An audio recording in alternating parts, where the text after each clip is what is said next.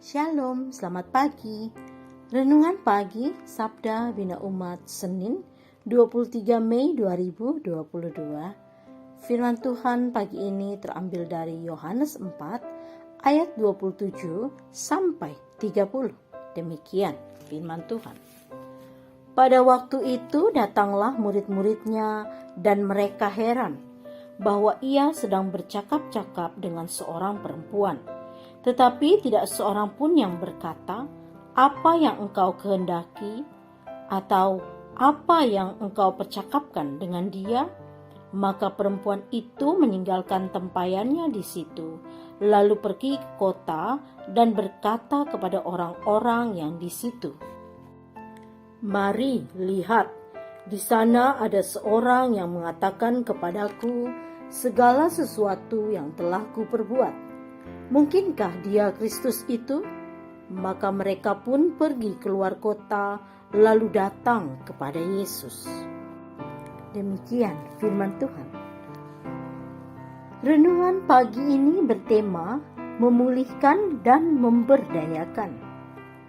Mona yang kisahnya kita baca dalam SBU kemarin bertanya kepada seorang pelayan Tuhan, "Bu, apakah Tuhan Yesus marah dengan semua hal yang pernah saya perbuat?" Masa indah penuh canda tawa yang mestinya dinikmati seorang remaja muda tercabik oleh keputusan orang tua, kemiskinan, kematian, kekerasan, dan ketidakadilan. Mona menilai dirinya sebagai orang berdosa, padahal dia adalah korban kekerasan berlapis yang tragis. Jika saudara yang ditanya Mona, apa jawaban yang paling tepat untuk memulihkan dan membuat dia berdaya lagi? Perempuan di pinggir sumur mengalami pemulihan setelah Yesus memulai percakapan, mengajarinya tentang karunia Allah yang menyibak sekat-sekat pembatas yang menekan, menjawab keraguannya dengan menawarkan air hidup. Ia menunjukkan makna menjadi penyembah Allah di dalam roh dan kebenaran. Dengan demikian, kuasa, tahta, dan karya Allah tidak lagi dibatasi oleh pikiran manusia. Pertikaian antara orang Yehuda dan Samaria beratus-ratus tahun berdampak serius dan destruktif dalam seluruh aspek kehidupan mereka di zaman itu. Yesus Kristus memanggil, mengajari, memulihkan, memberikan pencerahan spiritual, dan secara tidak langsung mengutusnya menjadi saksi.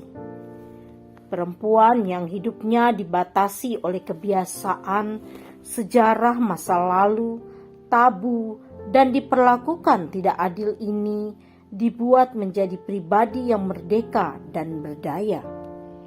Jiwa yang dibuat merdeka oleh Yesus ini memproyeksikan ketakjubannya dengan kembali ke tengah masyarakat sebagai saksi Kristus. Saudaraku, pertanyaan Mona adalah pertanyaan dalam hati kita juga, bukan? Kita semua memiliki masa lalu, tetapi karunia Allah di dalam Kristus membebaskan dan memulihkan kita. Beritakanlah kasih-Nya lewat sikap hidup yang juga memulihkan, bukan mencederai, supaya orang di sekitar melihat kebaikan Allah lewat kesaksian hidup kita sehari-hari. Doa pagi ini, Tuhan Yesus, mohon pakailah kami sebagai saksi-Mu yang memulihkan dan memberdayakan orang lain yang menderita. Amin. Demikianlah renungan pagi ini. Selamat beraktivitas. Tuhan Yesus memberkati.